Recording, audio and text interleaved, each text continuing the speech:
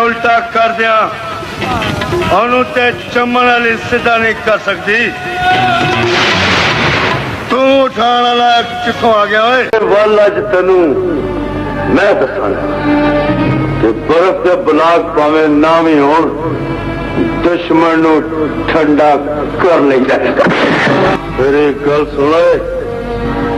जिस दिन भी कानून के पहरेदार तेरे को 100 गज दूर होए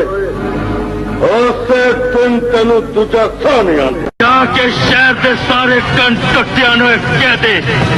कि टैक्स लेके मेरे डेरे पे आ जा आज मैं बदमाशी का आखिर मेरे हवाले कर दे मैंने खुदा रसूल का वास्ता पाया तेरे हवाले करके मैं काफर हो जा